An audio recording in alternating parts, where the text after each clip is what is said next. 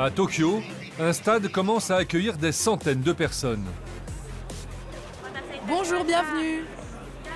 C'est le temple du sport traditionnel japonais, le sumo.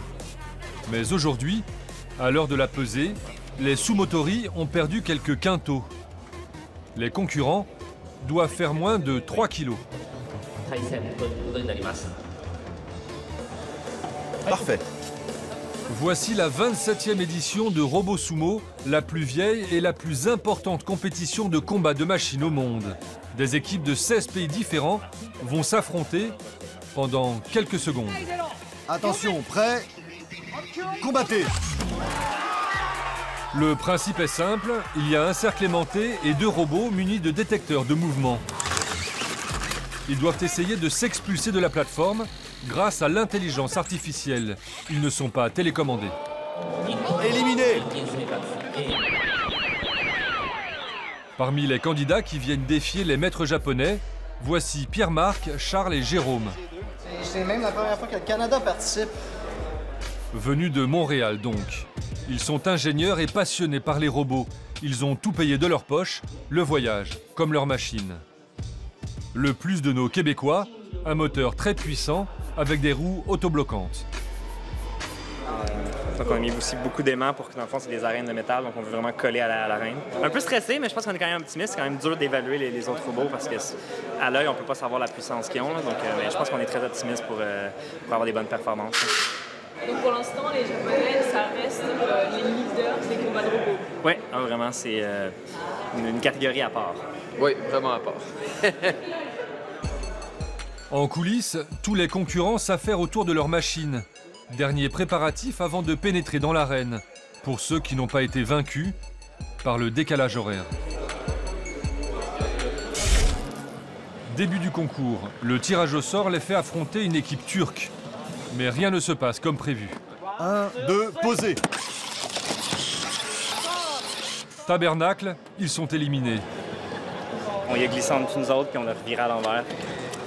C'est la vie. Le concours se poursuit sans eux.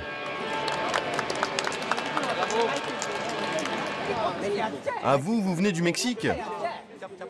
Lui, c'est Monsieur Takayuki, le grand favori de l'épreuve. Cet ingénieur à la retraite a déjà remporté 4 titres ici. Mon point fort, c'est cette lame. Avec cette lame, mon robot peut passer sous l'autre et l'arracher du sol. Surtout, il y a un logiciel de détection capable d'attendre le meilleur moment pour attaquer, trouver le point faible et retourner l'adversaire.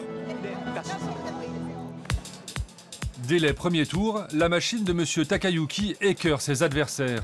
Il élimine le Mexique, la Pologne et la Colombie. Victoire à gauche. Il y a des choses qu'on ne comprend pas. Ils utilisent des pièces et des moteurs plus petits que nous, mais ils sont plus rapides. Et leurs aimants collent mieux au sol. On ne sait pas comment ils font. Monsieur Takayuki est en finale. Au Japon, les robots sont plus qu'une passion, c'est un mode de vie. Adopté par Monsieur Yamaguchi. Son truc à lui, parmi les dizaines de concours du pays, ce sont les combats de robots samouraïs. Cet ingénieur de 33 ans, fou de robotique, nous entraîne dans le quartier d'Akihabara. Bonsoir. Là où les geeks viennent chercher les pièces détachées de leur bébé de métal.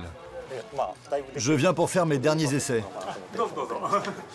Dans ce magasin spécialisé, il vient perfectionner son robot samouraï et le mettre au point. C'est la 8e machine qu'il construit, pièce par pièce. Grâce à des capteurs 3D, son bras articulé repère seul sa cible, ici de couleur jaune, et décide du meilleur mouvement à effectuer, quelle que soit sa position. Ah oui, il faut encore que j'améliore ça. C'est la partie théorique, la programmation du logiciel qui est la plus compliquée, pour prévoir tous les mouvements du robot. Monsieur Yamaguchi passe 3 heures par jour sur sa dernière création, qui lui a coûté 1 million d'euros en pièces détachées. Ça vaut le coup, surtout si je peux m'amuser et le montrer aux autres. Ce sera pour demain. Il participe à un concours de robots samouraïs. Bienvenue à Yokohama, à 1 heure de train de la capitale. Ici, pas de stade réservé. Rendez-vous dans cette école municipale pour une vingtaine de mordus de robotique. Mais c'est très sérieux. Il y a un arbitre de kendo, l'escrime japonaise, qui est là pour compter les points. Et le vainqueur empochera 4 000 €. C'est parti. Je ne sais pas si je peux gagner, mais mon robot est prêt. Pas de chance pour lui, il doit affronter son meilleur ami au premier tour. Monsieur Yamaguchi a été mon maître dans l'apprentissage des robots. C'est donc un combat entre le maître et l'élève auquel vous allez assister. Et comme le veulent les légendes des mangas, j'espère que c'est l'élève qui va l'emporter. Je vous remercie de m'avoir écouté. Combattez! Touche bleue! La légende dit vrai. Monsieur Yamaguchi est éliminé. Et vous pouvez applaudir le vainqueur. Le concours se termine avec l'élève sur le podium et un lot de consolation pour le maître, celui de la meilleure innovation pour son logiciel de combat. Retour au temple du sumo, à Tokyo. Le concours bat son plein. Les concurrents ne font qu'un avec leur drôle de machine. Et chacun sa technique. La toupie pour expulser l'attaquant. Ou le torero avec un drapeau pour tromper l'adversaire, même si ça ne marche pas à tous les coups. Certains robots meurent sur scène. Nous retrouvons Monsieur Takayuki, le favori pour le titre de champion du Japon. Face à lui, une autre japonaise et son robot chauve-souris. Combattez!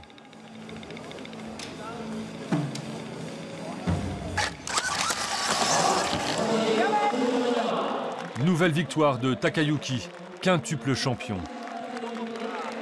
Pourquoi tout ça est-il si important pour vous? Certaines technologies contribuent au bien-être de la société et peuvent être une source de bonheur. Elles facilitent la vie des gens. Des robots remplacent déjà certains ouvriers sur le site de Fukushima, par exemple. Mais avec ce concours, le Japon prépare aussi ses Jeux Olympiques, organisés à Tokyo en 2020. Pour la première fois, il y aura une compétition de robots contre des êtres humains et les Japonais comptent bien remporter cette médaille-là.